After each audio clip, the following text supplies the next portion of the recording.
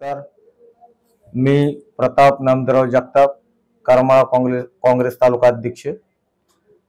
काल सोलापूर जिल्हा इथं काँग्रेस कमिटीमध्ये मीटिंग होती.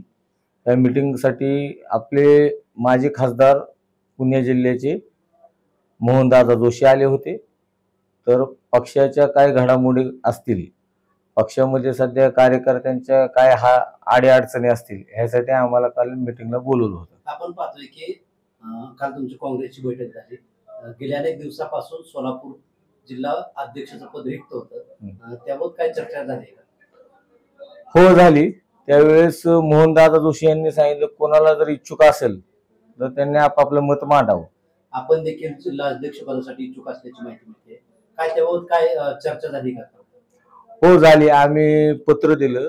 तर सोलापूर जिल्ह्यातले काही पदाधिकारी असतील, तालुका अध्यक्ष असतील, सरचिटणीस असतील, जिल्हा उपाध्यक्ष असतील, असे बऱ्यापैकींनी माझी शिफारस केलेली आहे. मोहनदादांशी चर्चा झाली. मोहनदादांना पण आमचे काही जिल्हा उपाध्यक्ष होते, त्यांनी असे विषय मांडले की बऱ्याच वर्षापासून सोलापूर जिल्ह्याचे जिल्हा अध्यक्ष देशभक्त नामदेवराव जगताप होते. त्याच्यानंतर 35 ते 40 वर्ष होऊन गेले. सोलापूर जिल्ह्यातलं करमाळा एक नगर जिल्ह्याला पुणे जिल्ह्याचं लास्टचं टोक आहे.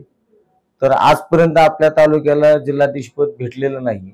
तर ह्यावेळेस सोलापूर जिल्ह्याचं अध्यक्षपद हे करमाळा तालुक्याला भेटावं अशी मी अपेक्षा करतो. असं माझं म्हणणं आहे की प्रदेशाध्यक्ष आपले सपकाळ साहेब आणि माजी केंद्रीय मंत्री सुशील कुमार शिंदे साहेब, प्रणितीताई शिंदे साहेब, तर ह्यांना मी मागणी करणार आहे. आम्ही सर्वजण जाऊन भेटणार आहे आणि पक्षश्रेष्ठी जे ठरवतील तो निर्णय आम्हाला मान्य असेल. यापुढे जर आपल्याला जिल्हाध्यक्ष पद मिळालं तर कशा पद्धतीने आपली रणनीती राहणार आहे संपूर्ण जिल्ह्यामध्ये?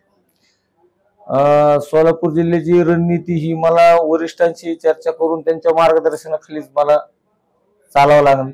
कशी काय कुठल्या पद्धतीने, कारण आजपर्यंत आपण जिल्हाध्यक्ष तालुका अध्यक्षपर्यंत आपण काम केलेलं आहे.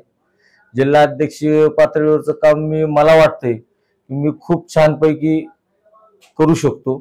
मार्गदर्शक शिंदे साहेब असतील, अजून वरिष्ठ नेते असतील, खासदार प्रणितीताई असतील, अशा मार्गदर्शनाखाली आम्ही काम करू.